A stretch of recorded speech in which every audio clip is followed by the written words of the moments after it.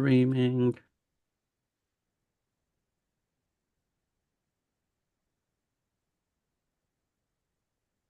Any second.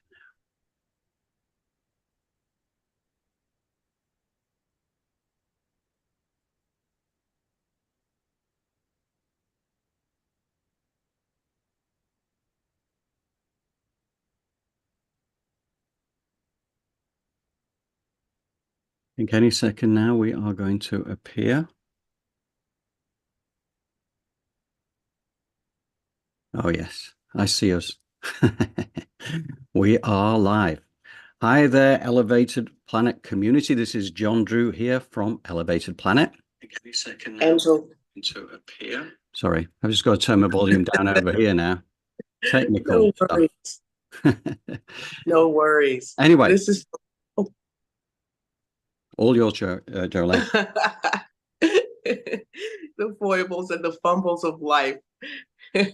I'm Jolene Gabrielle, and I'm so grateful to be here as a part of Elevated Planet. And today we have a lot in store for you. We're kind of stepping a little bit outside the box, and John is going to tell us a little bit more about that. Yeah, and thank you. And apologies for the slightly botched entrance there. But anyway, I've got my technology sorted out now.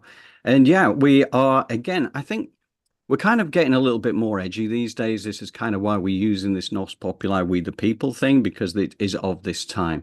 And I think it's important that this information be shared. And a lot of it will test the boundaries of beliefs of many, and that is understandable. You know, everybody is entitled to view the world the way that they feel they should, which is perfectly fine. But yeah, I think all we're doing is planting the seeds and leaving it for you to discern for yourself what you choose to believe. But that's the key thing, is discernment in this day and age, because there's an awful lot of information out there. There's an awful lot of disinformation. So you've got to find out what is true for you. But for today, what we're going to do, we're going to start off with a blog, an Elevated Planet blog, which is, again, of this time. And then we go into some deeper evidence and the likes, and we are going to take it from there. So, Jolie, what do you think? Are we good to go, or anything you want to add? Absolutely good to go. Okay, cool. Right, bear with me a second.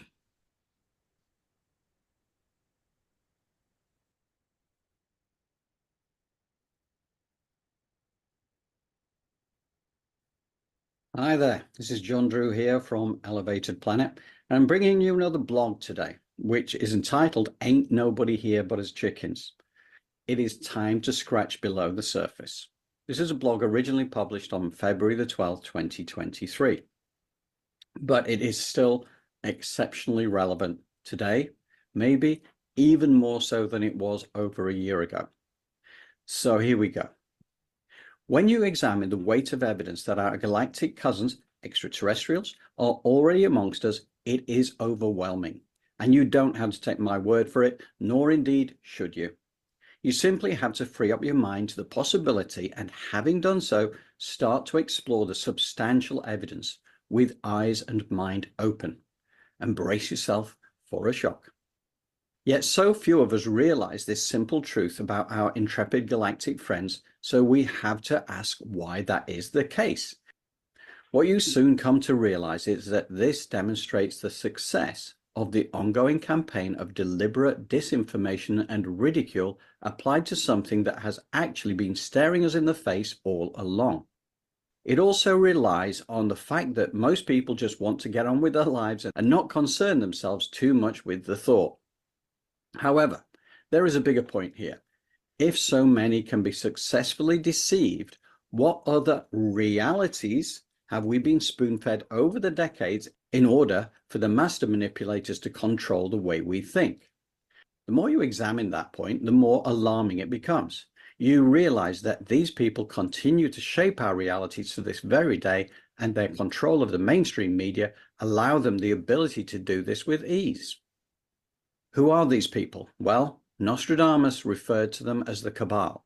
He also referenced two men specifically, one based in London, one based in New York, that are very well hidden.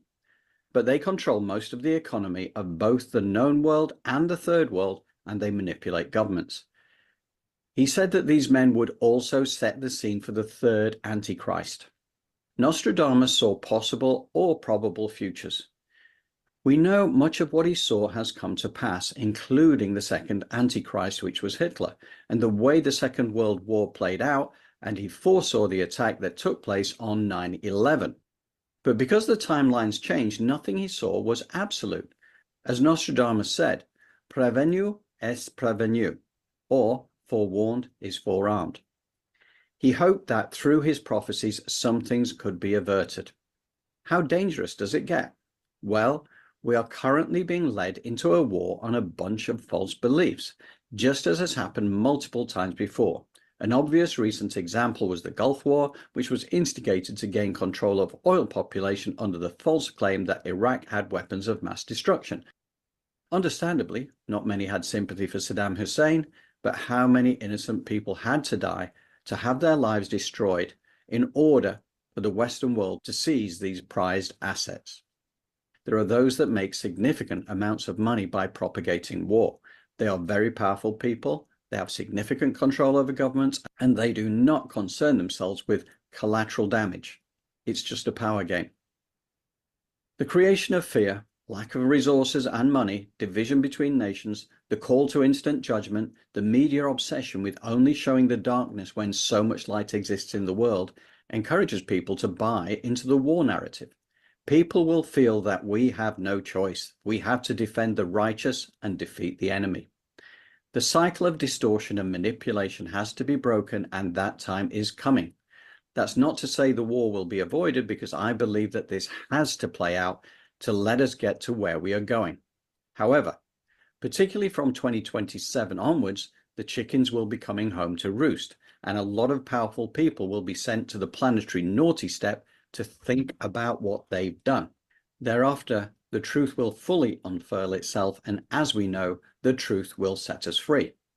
Free to live a life of inner peace, happiness, kindness, and compassion. We just need to break out of this misaligned programming and conditioning and find out how incredible we each are. I believe that in the near term, some of us will be so steeped in the reality we've been fed for our entire lives that we will be unable to escape its bonds. And that is completely understandable. It isn't easy to come to terms with the idea that we have been misled on such a grand scale. It's like we are all chickens on a battery farm with the opportunity to go free range. Some of us chickens will refuse to believe that a world exists outside of our pen. So the question you have to ask yourself is, what sort of chicken am I? As for me, I'm heading out to the meadow to scratch up myself some tasty worms, and I would welcome anybody to come and join me. So if that sounds appetizing to you, come on out into the meadow.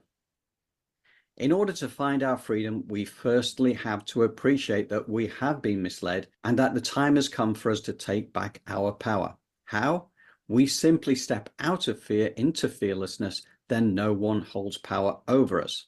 And you need fear no one and no thing. Why? Well, ask yourself, what is the worst that can happen? Of course, that brings us neatly to the subject of death. However, regardless of its negative image, death is the most beautiful, transcendent experience that will ever happen in your life. There is absolutely no reason to fear it. I personally guarantee it. And if I'm wrong, you get your money back. Imagine the liberating feeling of leaving your physical body, just like taking off a badly fitting shoe, and off you go, escaping this density and back home to perfection. And I don't say that to encourage you to prematurely end it all, to take an early exit to the place of unconditional love. Life here in the physical realm is a gift to be honored. And how do we honor our mortal existence? By living life joyously and fearlessly, with true freedom of expression, intermingled with kindness, compassion, sense of community, and of course, karaoke, dad dancing, and other forms of uninhibited fun. Remember, however dark things may seem to get on the planet during these next 3 years, and I believe they will get dark, there is an equal and opposite amount of light. It is a fundamental law of the universe that this is so. The way things get presented to us may focus on the dark, but you have the choice to switch off from anything that encourages you to feel fearful or angry, because you now realize that it is designed to keep you so much less than you really are. You are here to experience joy, amongst many other high-frequency emotions. If what you consume does not fill you with happiness and inner peace, then just know it is not supporting your well-being. Following your bliss is the answer, because that is the reason you are here, and that leads to your personal growth. We each choose our path. Maybe it is time to awaken to this incredible opportunity to celebrate life in the way it was always intended to be. It is the time of the great remembering, after all. And it is the reason we chose to come here at this time. And despite the darkness, everything is exactly as it is supposed to be. So, while I know I shouldn't be counting chickens, care to join me in the meadow? You get to choose free range or battery. Either selection is right for you, but it's important to know you have a choice. Now, is this truth or deluded clucking nonsense? Well, that's for you to decide. This is John Drew, Elevated Planet. Thank you. And here we go. That's John Drew handing over to John Drew. John, I love the deluded clucking nonsense. Little bit edgy. So even in that is joy, even in that is something to be celebrated. Whether you believe or not, it doesn't really matter. Let's just have some fun and let's just allow for information to come in. That's all that it is. Yeah. Yeah. We're just planting the seeds, worms, grubs, anything else we can think of for us to scratch up in the meadow. And yeah, that's what it's really all about. And don't forget, you'd get a money back guarantee if I get the death thing wrong as well. So bear that in mind when you cross over. If you're not enjoying the experience, then, come and knock on the door. And it was interesting, actually, was one of the things that we looked at this last week, just before I leap into the next one, which provides further evidence as to what that blog is about, right? Because you've got to back it up with a little bit of evidence and a little bit of experience behind it. And we're going to do that care of Dr. Stephen Greer, who is brilliant. I got to say, I'm a huge fan of his. He's been working on these things for 30 odd years now. And, the man is... He's met so many, he's been involved in so many things. He's set up presidential kind of access to this secretive kind of world of extraterrestrial contact with governments and the likes. But yeah, he's a super credible guy. But it was interesting because Jolie and I had a look at this the other day. Cryon is Lee Carroll, his name is, who channels the cryon energy. And he was saying that we have done well in raising collective consciousness on the planet to a point where we have avoided a lot of the worst outcomes. And, things are progressing better than expected. So, even though we may go into dark times, I believe that what Nostradamus saw from a perspective of the worst case scenarios, I think have completely been avoided. But we shall find out in due course, third Antichrist or not, we shall see. Anyway, so now we are going to switch to Stephen Greer. Anything you want to add, Jolie, before we go over, or happy to continue? Just one thing. It's really time to push the envelope and think outside the box, and if it resonates, you will feel it. And we're just presenting this to you in a way that is very neutral, but it is definitely filled with whimsy and curiosity. Yeah, exactly. Let's exactly. go. Thank you, Jolie. Well said. Okay, here we go. We're going to go just switch screens. Bear with me a second. Got to get this next one lined up.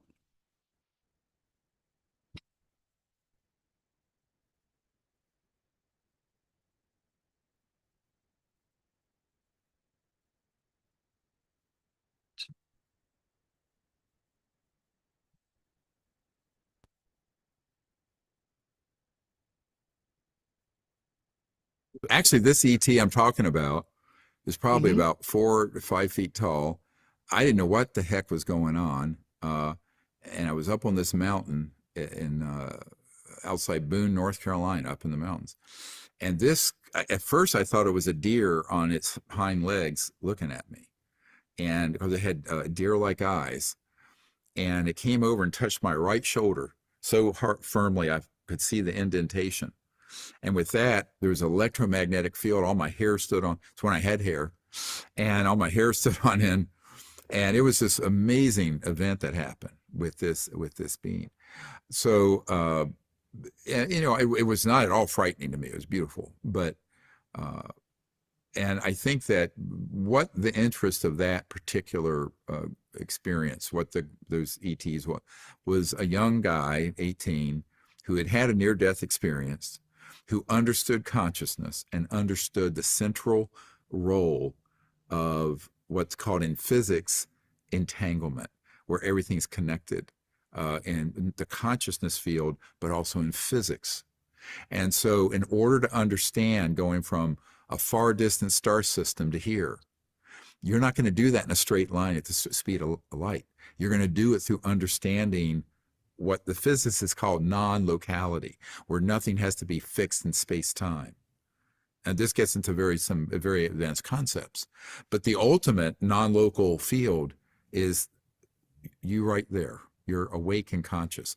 Your conscious mind is, if you were to calm it down, that's what meditation does, and calm it down, is actually connected to this field of consciousness that's everywhere, simultaneously everywhere. This is why the CIA had a very successful project dealing with what's called remote viewing, where people use certain techniques in consciousness and be able to see remote places. I got to know a lot of the really accomplished remote viewers who worked in that CIA program back years ago. And that program ran for 20, 30 years. You know, people say, oh, that can't be. I said, oh, yeah, it is. It's like a seer. It's like a shaman or a seer who has the ability to see remote places or the future with consciousness. Now, think about technologies where you're dealing with civilizations that are 100,000 or more years advanced than us, many of them. All their technologies, we're using electromagnetic system here at the speed of light, right? 186,000 miles per second. They're using technologies that are interfacing with quantum thought, sort of like really advanced, what Elon Musk is working on with Neuralink, but not with wires and stuff, but where it's a consciousness field and thought interfacing with machine. And there's been a lot of research done by various scientists in the last few decades on this, where consciousness and thought can affect a machine or a random number generator, which are a quantum machine, basically, like Dr. John did at Princeton, at the Princeton Engineering Anomalies Research Lab, the Peer Lab. People should look that up. He was brilliant. I knew him. He really understood this whole idea of the consciousness field and matter and electromagnetism and being interconnected. So when you're dealing with extraterrestrial civilizations, they have perfected that the way we have perfected a cell phone or a video call or FaceTime. So that's the other thing people have to understand. You're not dealing with your granddad's Oldsmobile here. You're dealing with some really advanced technology, which the good part of it is that a lot of those technologies, if they're brought forward, and this is why I'm here in LA for this premiere of The Lost Century and How to Reclaim It, this new documentary that just has come out. It's about all these technologies. But if those were brought out, you know, in 10 to 20 years, we'd have a new civilization here. But they have to be brought out wisely, and they have to be brought out for peaceful applications. And a lot of them have to be held back for a while, the things that fly, you know, the things that are, you know, anti-grav things that fly around. But the ones that just generate energy, that would, you know, get us off oil and gas and coal and eliminate the poverty that's in the world very quickly. But, you know, you're going to have certain losers too in that. You're going to have, you know, countries and corporations and powerful people who have interest in the conventional energy systems of oil, gas, coal, public utilities. You're not going to need a public utility. You'd have a box at your house that would be pulling energy out of what's called this 0 point energy field or quantum energy entangled field. And it'd run your house with no power bill ever. Same thing with your car. You wouldn't have to plug it in like a Tesla. It'd be a real Tesla. Nikola Tesla had one. He had an electric car and never had to be plugged in. So the point I'm making here is that we really could restart civilization and put it back on track, but there are a lot of headwinds against it. I mean, think of the powerful interests that do not want that to happen. I mean, they're controlling wealth that is way dwarfs the entire budget of the United States. Way more. Orders of magnitude more. So that's the problem. Right, that's our first pause point. So, couple of things to talk about there, really. The amongst the things that Dr. Greer was talking about, he mentioned about an NDE, and he had the NDE when he was just 17, I believe it was. I forget what it was, but he had a very serious illness, and he literally, died at a certain point. And that was when he had his near-death experience, which kind of taught him all about the nature of consciousness and thing, which woke him up to and we see this a lot, and we've featured this a lot through Elevated Planet over the last year or two. Andy Petro, we did a whole series on his near-death experience and how it kind of interacted with humanity in terms of what that means for us. And we've still got that in the blogs and everything for anybody that's curious about it.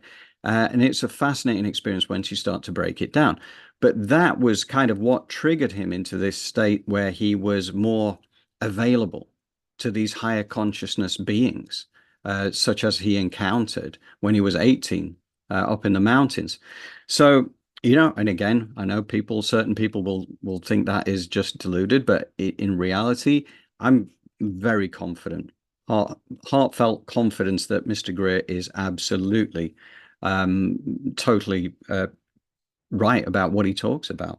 No doubt about that. So the quantum entanglement thing is interesting, and the fact that the quantum entangled field energy, it is a huge leap for mankind. And I know this has been talked about a lot, but I mean, Tesla discovered this is not new. This is over 100 years old, and yet it has been suppressed for so long because of the outside interests, these hugely powerful and wealthy interests of not allowing fossil fuels to die the way they should have done 100 years ago, which is crazy when you think about the damage done to the biosphere over these last decades for fossil fuels having been burnt needlessly.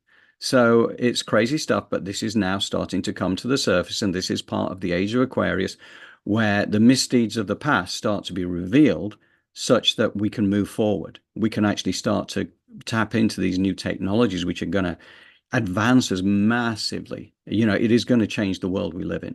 And I'm confident that is going to happen. He also mentioned about anti-gravity craft. And I know that, again, you've only got to look through the catalogue of Dr. Greer's work in terms of the documentary movies that he's put together. They're amazing. And he's not on his own. There are plenty of others out there who back this up. He's not one man in the wilderness. There are thousands of people who kind of understand this stuff.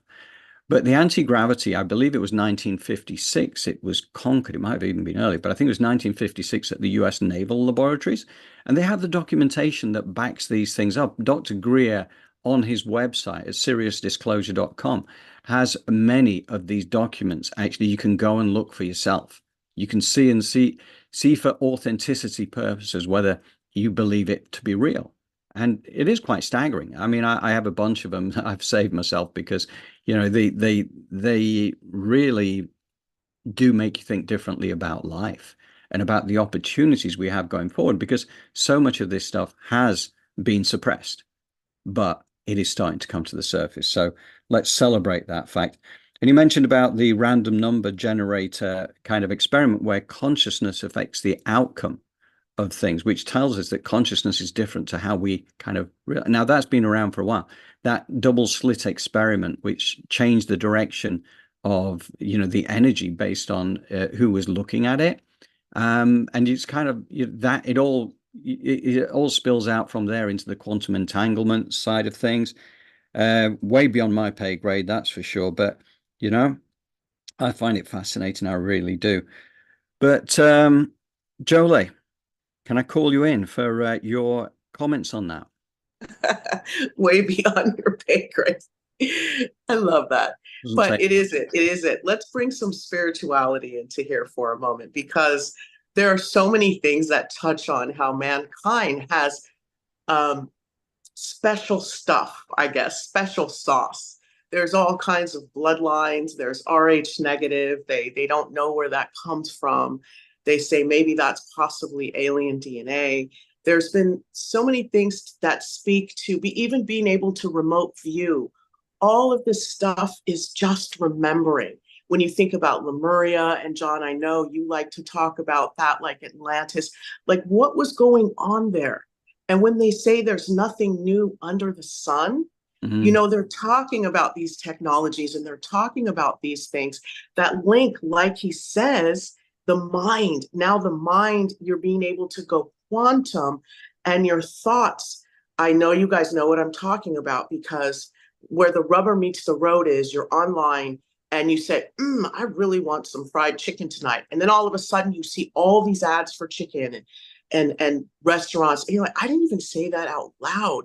And they go, oh no, but the algorithm, you know, it knows. Right at that very moment that I thought about chicken, the algorithm knows to send me these ads. right. Okay, now let's think about that in terms of, now let's put that on us, because we know that the human mind is way more powerful than anything AI could come up with. It's way more complex. So if AI is capable of doing that, imagine what we are capable of if we open our minds and our hearts to maybe connecting with not only our fellow man, but to universal energy. You know what I mean? What is beyond us? Is it possible to tap into that and receive information? Don't just think that's for Joe Blow, the quantum physicist at JPL. What about you? What about your connection to the divine? What does that look like? Can you focus it to where all malevolence and negativity, you repel that and you move over into the light and you receive these energies from the divine? How do you focus? Start getting curious and question. Maybe your prayers are about you praying to connect with your divine blueprint so that you figure out your purpose. And then maybe while you're sleeping, you're visited and you're upgraded, you know? So, and Oh my God, yeah. and you see these. So, I mean, open your heart and mind to maybe moving in this in a positive way.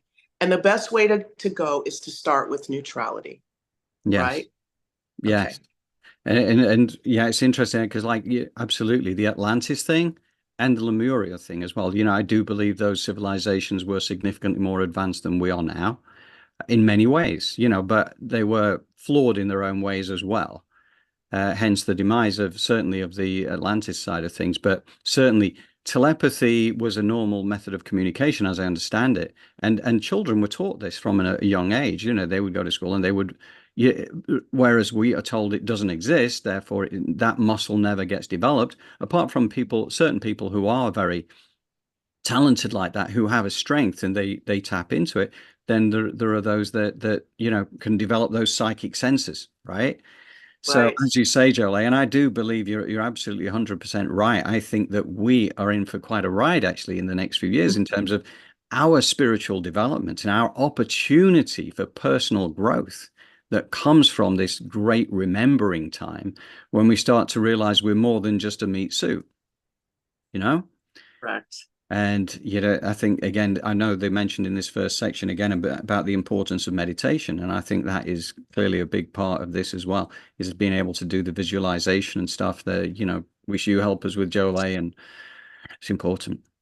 Yeah. See the vision, and we're all, you know, collectively can see. Can you imagine if we all collectively got on the same page and saw the vision of just what? Maybe just gold light pouring into the universe. Maybe that is just as simple as we need to go to begin to break through some of this negativity, right? So Right. let's just get on board of the same page of just what is that? love, and joy. And we'll get into that with Wayne Dyer, right? A little bit later. We will, yeah. Yeah, no, this is all exciting stuff. This is what I love about it because, we do talk about the fact that this is scary and we're talking about potential darkness, wars, this antichrist, whatever. But the reality is that whatever we're going to go through in the time ahead, this is taking us to where we need to go, which is a place of beauty, our world of unspeakable beauty, which we're going to get to. As Joe say, we'll, be able to come together in group consciousness and expect and create our own world. So anyway, on with part 2. Here we go.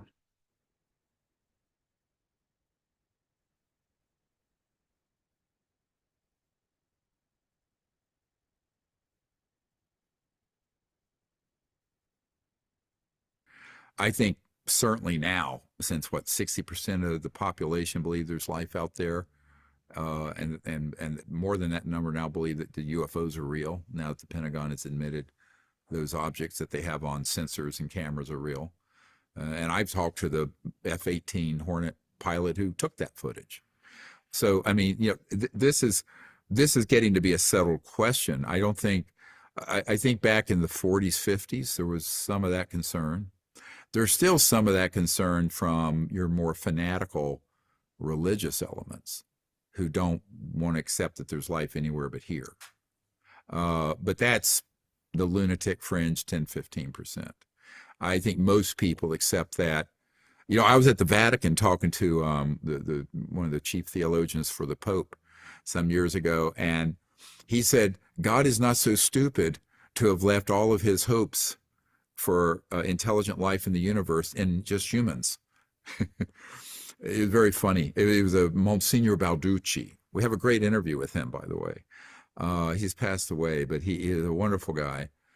So, I think most of the religions of the world would be able to incorporate this into their paradigm because it doesn't detract from the glory of God, the fact that there's intelligent life throughout an infinite cosmos.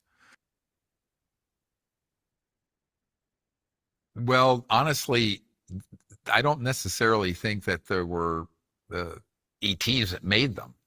I think there could have been some extraordinary technologies that were used. For example, there is a record of technologies that existed on Earth, of civilization more advanced than we are now. And the question is, were there some use of some type of electrogravitic levitation technologies that were used? The other problem is, even when the Smithsonian paid $5 million to simulate using mathematics and the technology that archaeologists say existed back in the time of the pyramids, those obelisks like the Washington Monument, but those were all one big piece of stone, they couldn't raise the smallest one with everything we know now about mathematics and engineering with what's been postulated. So there's something doesn't add up there. But I think it's a bridge too far to claim they were built by ETs. But they were certainly, their construction and the precision of the stones cut, how far they were moved, how they were put into place. There are a lot of questions I have, but I have no proof of how that might have happened, except the man I referred to earlier from Redstone Arsenal area, who is given materiel occasionally, is not always extraterrestrial. He has been given objects that are tens of thousands of years old or older, that are technological, that have been found in the ocean and elsewhere, that were of human origin and were extremely advanced technologies. So I believe that it's likely that on Earth, prior to the modern era, there have been civilizations far advanced beyond where we are, that for which we have very little record. And when that record is found, I think it's kind of swept under the carpet. It's interesting. There were years ago when they did the Mars images, and they found that there were these obelisks and strange-looking objects on Mars.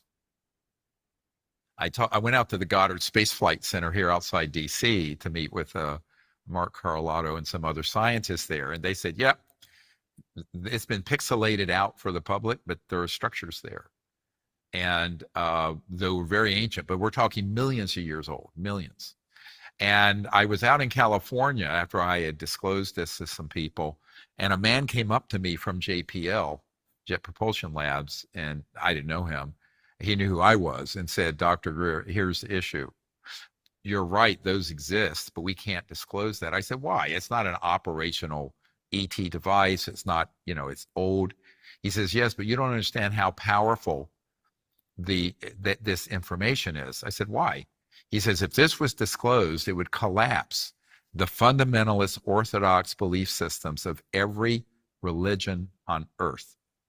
I said, what? This science and this evidence is being kept secret for religious reasons? He says, yes. Because the creation myths, now I'm not talking about most people, but those sort of fundamentalist orthodox belief systems, they'd all crumble.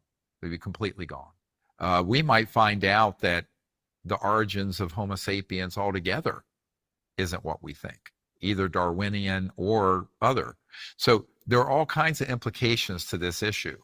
This is one of the things when I was out at Lawrence Rockefeller's ranch back when we were setting up things for the Clinton administration back in September of '93 out in the Tetons. And he took me out at night on the deck and he said, look, he said, Dr. Greer, no aspect of life on Earth will be unaffected by this being disclosed. So vast and so large are the implications. I said, yes, Lawrence, that's why it's been kept so secret. There we go. So, okay, just quickly on that. So interesting points there. He makes the point getting to be a settled question, given that a big percentage population of the world really does believe there is life out beyond humanity now. And the UFO UAP thing is real. And it is, there's no doubt about it. The hands are being forced to a degree, but this is the time it's coming forward. And I mentioned before about the fact that the anti-gravity technology has existed since 1956 from the US Naval Labs and beyond. And that came from downed ET craft. That was reverse engineered. And that was why we have alien reproduction vehicles, ARVs, out there now. Again, top secret. It's not a commonly known thing because there was always this threat of the false flag invasion and all that kind of thing. So the technologies are being developed way beyond what the public are aware of. Fortunately, the likes of Mr. Greer and the almost 1,000 whistleblowers that he has now who have stepped forward under this US law that was passed December last, not December 22. That law was passed, which gave them protection under the law. So a lot more step forward. And a lot of them have given evidence to that extent. So fascinating times that is all coming out. The Roman Catholic theological view of life beyond Earth, Signor Balducci, I think it was, who, again, and I know that Stephen Greer does a lot of name dropping, whether it's Lawrence Rockefeller, Monsignor Balducci, and many others. But this is because it adds credibility, because people can always look that up. If people are skeptical to the degree they don't want to look it up and they don't want to check it out, then that's something that, will leave people stuck in their existing belief. And for some people, that's all they want to be in, and that's fine. But it's about adding credibility. It's about giving people the opportunity to check these things out for themselves and decide, using discernment, whether it is their truth, whether they're aware, have the ability to adapt to a changed perspective, or whether they might just think it is deluded nonsense after having checked the evidence anyway. But that's what it's up for. The ETs, did they create the pyramids and the other megalithic structures? Well, again, I think that, as I said in the previous break, is that I do believe that previous civilizations here on Earth have been a lot more advanced than we are now. A lot of people really struggle with that. And the final point I was going to make, sorry, Jola, carry on. Yeah, I was just going to say that mankind is great. And to say that mankind doesn't, or humans don't have the capabilities to create something magnificent like that is, I think, misguided. Right. Maybe we had help, or maybe we knew already, but that's something that we have to know that we're worthy and deserving, and we are able to do that. Absolutely, yeah, absolutely. I'm sure we were, and I do believe we may have actually had some assistance along the way, but certainly I do think that mankind themselves were involved in that. Um, Ancient structures on Mars exist, but are disguised, pixelated basically from public view. And there has been some disclosure on this over the last year or two. I know that there's been degrees of evidence produced on that. But what does this mean? This means millions of years ago, there was a settlement on Mars which was very advanced. Clearly not the same as is now, but what does that tell us, right? Again, this is all about this, again, the thing that would upset the apple cart for fundamentalist religions, but clearly not as far as the Roman Catholic Church are concerned. They appear to be quite relaxed about the fact that, yes, life exists beyond humanity, intelligent life across the universe. And as Stephen Greer himself says, it doesn't actually put anything under threat to say that the one God is the creator of all things universal is not diminishing God in any way. So, it's interesting. Now, I just wanted to read one final passage before I hand over fully to Jolie for further discussion. But I wanted to just read this because this was from Dr. Greer. It was from an essay he did called One Universe, One People. He says, the term extraterrestrial, so curiously nondescript, wonderfully lends itself to these concepts of unity. Yeah, this is called One Universe, One People, by the way.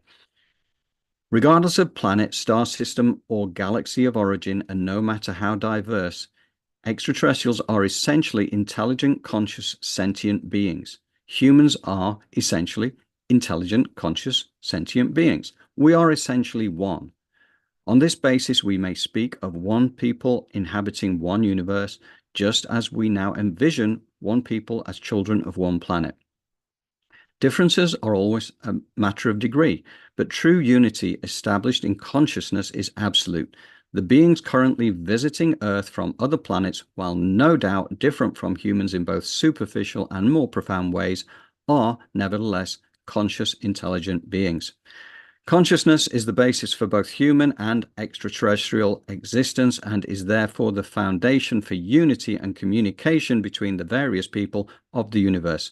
Beliefs may vary, biological processes may vary, assorted capacities may vary, social systems and technology may vary, but the simple thread of conscious intelligence which runs through all people elegantly weaves our unity. This essential unity is not subject to the trials of diversity. It is pure, immutable, and fundamental to the existence of intelligent life itself. So that extract came from Dr. Stephen Greer in a larger piece of work, and he's also advertising the fact that he's in Temecula, California, between July 26th and 28th, running a One Universe, One People collective out there. So for any of our California-based friends out there who want to be part of that, then check it out on Stephen Greer, StephenGreer.com, I think would probably be the best way to look, or SeriousDisclosure.com. Jolie, what do you think? Regardless of what we think of Stephen Greer, there's some people that, is controversial. It doesn't matter. He's on to something. And if he's trying to connect us and to bring us and elevate us, that's what we want to lean into. We want to find ways in which to connect so that we can elevate. And not only that, so we can break through some of these veils that we as individuals have on us, our hangups, our pathologies. Can you imagine if we can get closer to, now I know this is kind of cheesy, but what was in the Celestine prophecy, right? The way that you can think and connect, to open your mind to that being a possibility is the first step. And so, but what are we fighting against, right? We're fighting against years of programming. So let's relax and dip our toe in to what is oneness, because, that's such a large concept. What does that look like? What does that feel like? How does oneness act?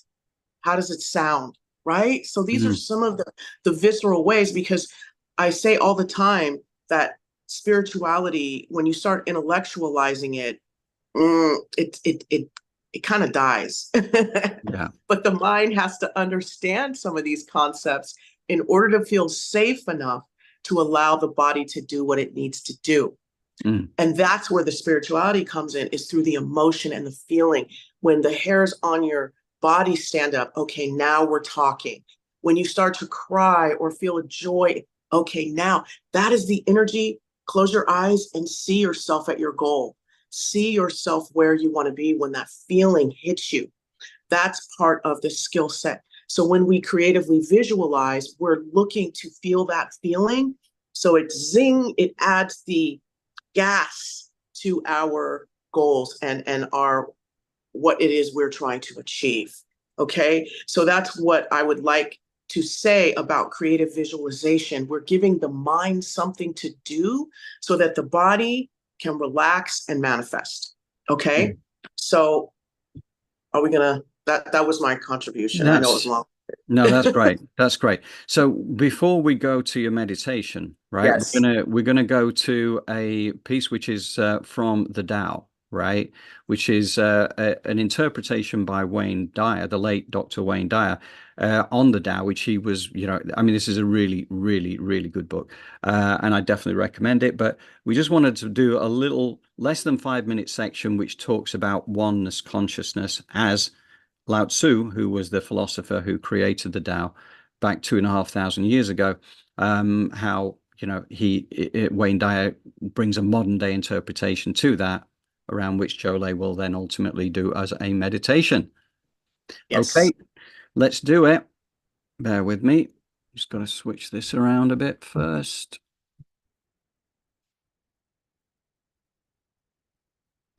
There it is.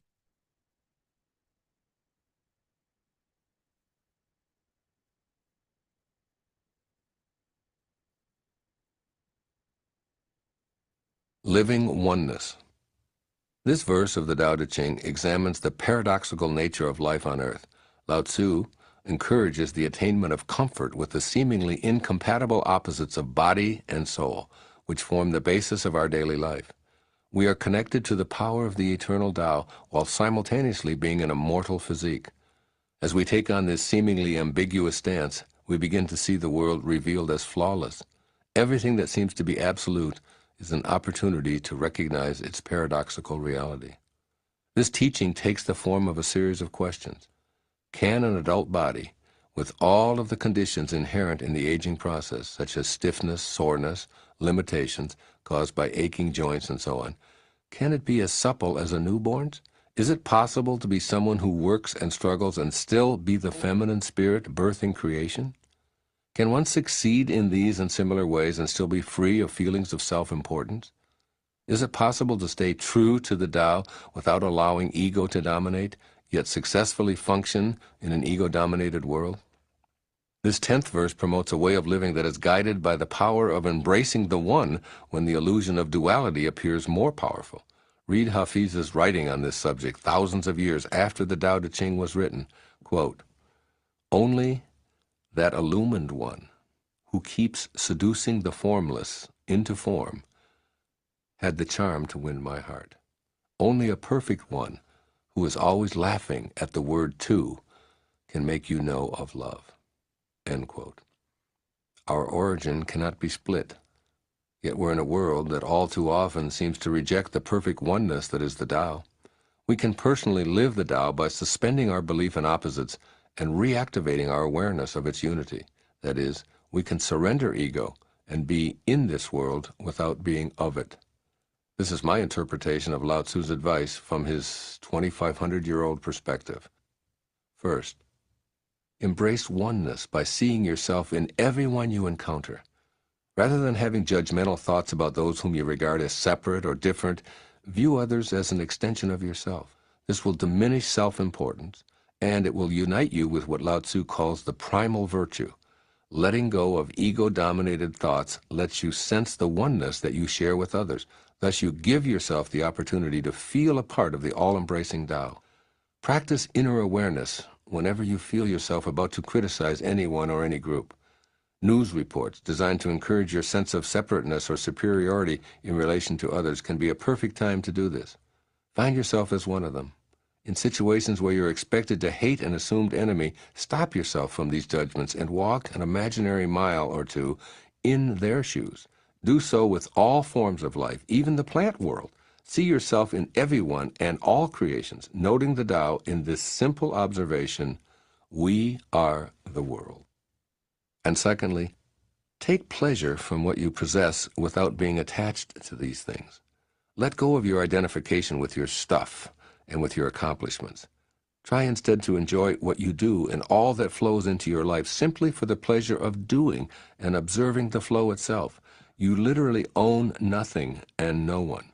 All that is composed will decompose. All that is yours will leave and become someone else's. So step back a bit and allow yourself to be an observer of this world of form. Becoming a detached witness will put you into a state of bliss while loosening your tight grip on all of your possessions. It is in this releasing process that you'll gain the freedom to live out what the Tao is always teaching by example. Do the Tao now. Today, practice seeing oneness where you've previously seen two-ness or separation. Feel the invisible energy that beats your heart, and then notice it beating the heart of every living creature all at once. Now feel the invisible energy that allows you to think, and sense it doing the same for every being currently alive. Contemplate these words from the Gospel of Thomas. His disciples said to him, "When will the kingdom come?" And Jesus said, "It will not come by looking outward. It will not say, 'Behold this side,' or 'Behold that one.' Rather, the kingdom of the Father is spread out upon the earth, and men do not see it.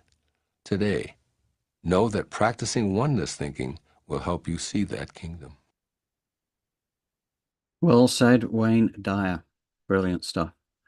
So yeah, I do love that, and I think it was great because it just really aligns us with, you know, the oneness thing that Stephen Greer was talking about, you know, between even extraterrestrial life and life here, and oneness goes way beyond that. So Jolie, All right.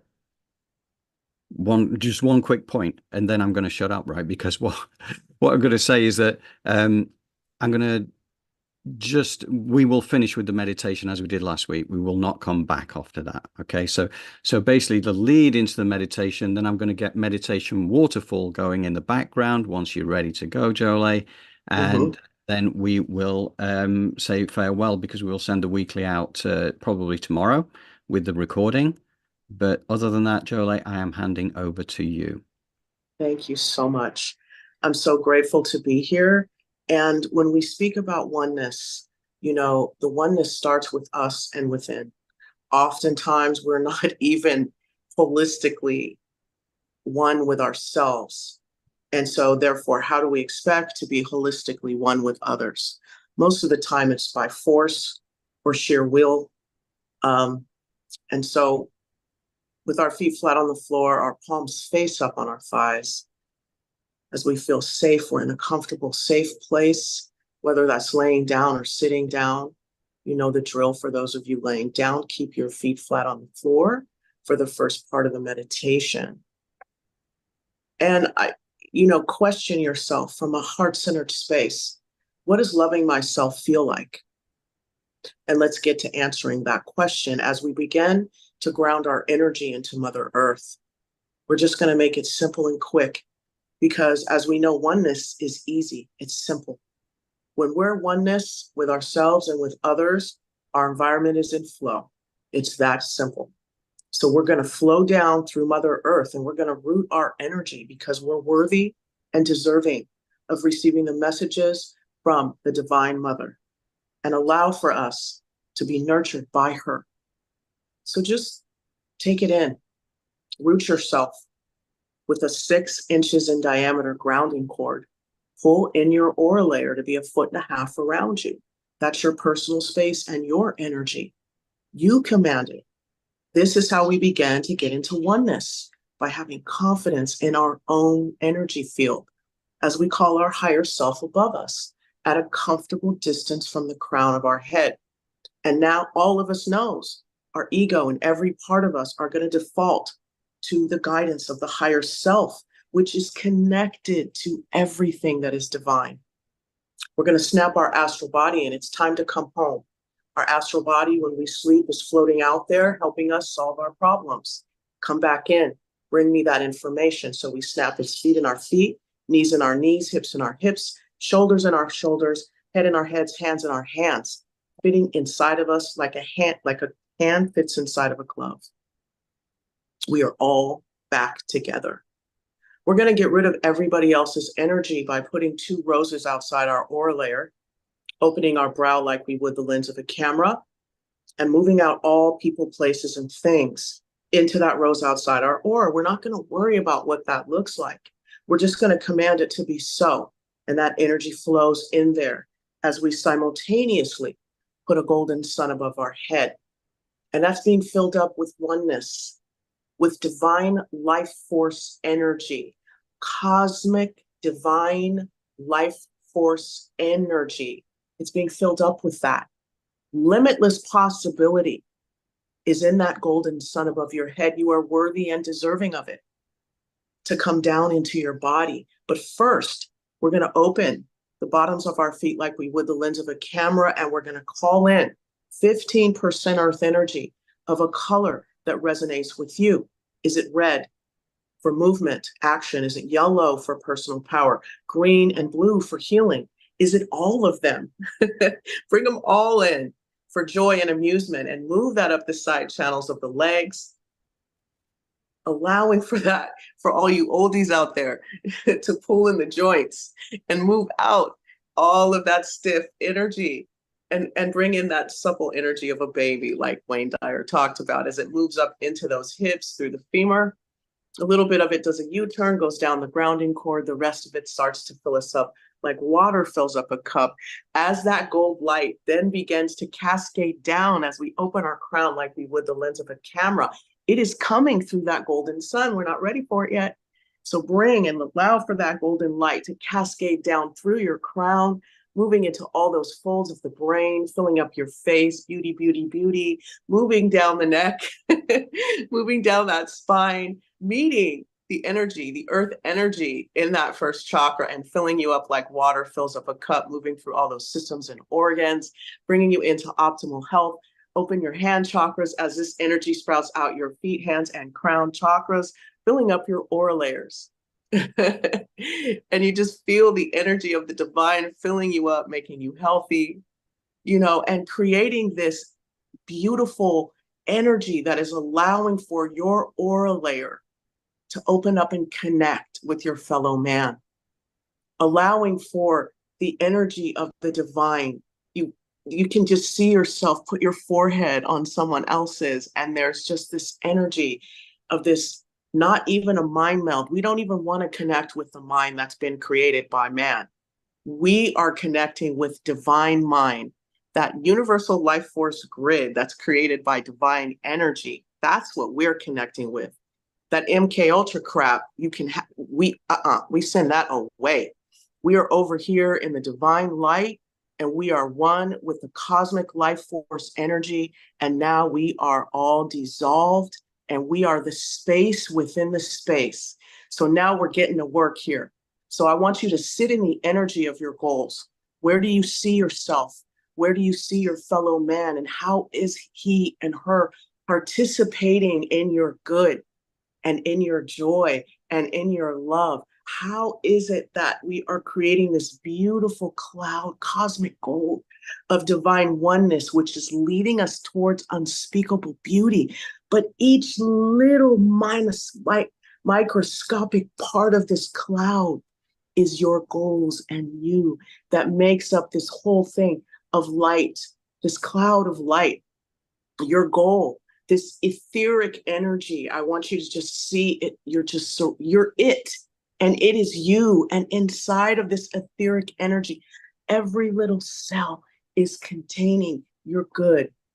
So we can say this, the energy of the divine is my most infinite supply. Large sums of money come to me quickly and easily under grace in the most perfect ways for the highest good of all concerned. Loving relationships are magnetized to me, partnerships, positive energy, joy, light. We're sitting in it. See it in your life. What does it look like? What does that oneness look like? Now what you do is you take that ether and you share it with your mom. You share it with your dad. You share it with your friends. You share it with the world around you. Share it with your partner. Share it with your coworker. See this etheric energy that envelopes that you are being spread out into the world around you. Let it fill up your home. Let it go to your neighbor. Let it go up into the divine. Let it go down into Mother Earth. All of you, you're just everything around you, you are. Every little microscopic cell is filled with your unspeakable beauty, your goodness, your goals. Feel that energy as you breathe with the rhythm of your body. It's yours. It's theirs. It's ours. It's here. It's right here now. Sit in the glory and the divinity of your quantumness.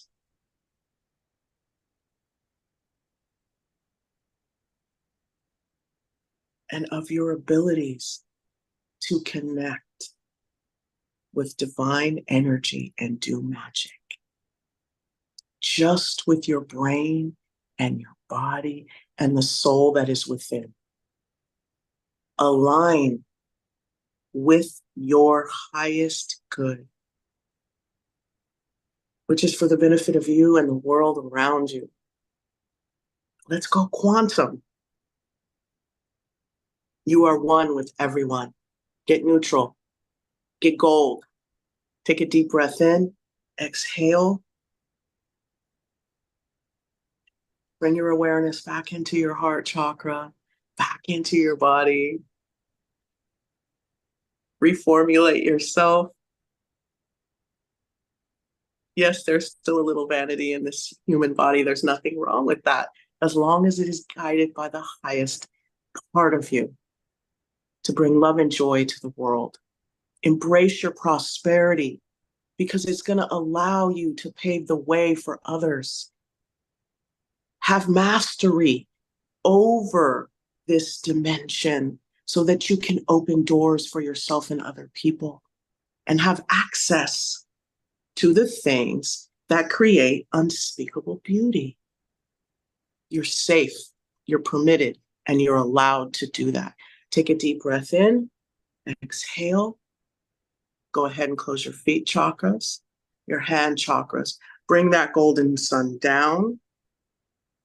Allow it to fill up your body and go down the grounding cord, push out into the aura layer, some of it up into the higher self. You're a bright beam of golden light today. And you're just spreading love and joy and unspeakable beauty everywhere you go. Take a deep breath in, exhale. And when you're ready, you can close your crown like you would the lens of a camera and open your eyes.